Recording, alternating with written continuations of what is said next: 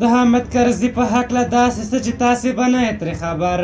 ګرانو لیدونکو السلام علیکم. نن د افغانستان د پخواني ولسمشر حامد کرزي د ژوند په اړه معلومات درکوو. هیله د مطلب به تر پایه راسره وګورئ. حامد کرزي د عبدالاحد کرزي زوی او د خیر محمد کرزي لمسی دی. کرزي په قوم پښتون او په 1440 لمریز کال کې د کندهار کرز کلي ته نږدې سیمه کې زیږېدلی او اوس مهال 43 کاله عمر لري. حامد کرزي شپږ ورونه او یوه خور لري. یو ورور یې احمد ولی کرزي طالبانو په 2011 زیږدیز کال کې ترور کړ. په 1999 زیږدیز کال کې حامد کرزي له زینت قریشي سره واده وکړ. ښاغلی کرزي یو زوی او 3 لوڼې لري.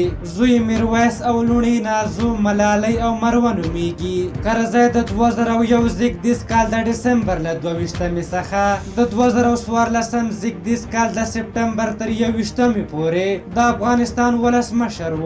حامد کرزي لومړنۍ او منځنۍ زده کړې په کابل او لوړې زده کړې په هند کې د هیماچل پردیش په سملا پوهنتون کې د سیاسي علومو او نړیوالو اړیکو په برخه کې کړې. فوق لیسانس سند لري. پر اردو، دری، انګلیسي او پښتو ژبو برلاسی دی. سیاسي ژوند او دندې د حامد کرزي پلار په 1999 زیږدیز کال کې د ملا عمر په دستور ووژل شو.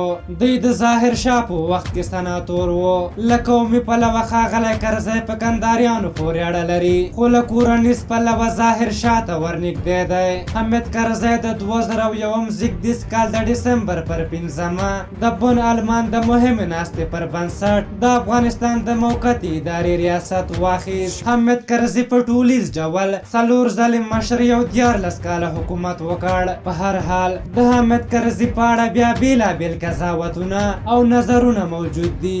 ځینې ملي شخصیت او ملي مشر بولي. دوی وایي له کنډوالو یې افغانستان تر ډیره ځایه ورساوه او د واکمنۍ پر مهال یې له منځه تللي بنسټونه بیا رامنځته شول، خو منتقدین یې هم خورا زیات دي.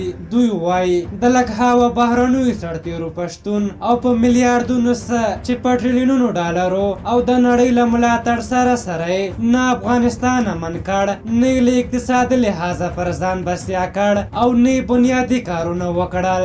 دغه راز د یوې ولسوالۍ خلکو ته له نیمۍ نه زیات قدرت ورکړ او محدود کسان یې دومره وپړسول چې نن د خلکو په سرنوشت لوبې کوي. په هر حال تاسو د حامد کرزي باره کې څه نظر لرئ او څنګه شخصیت یې بولئ؟ خپل نظرونه م راته په کومنټ کې ولیکئ. که زموږ ویډیو مې خوښه شوې وي ضرور لایک کړئ. تر بلې ویډیو مې په لویه بخښونکي خدای سپارم. د الله په امان.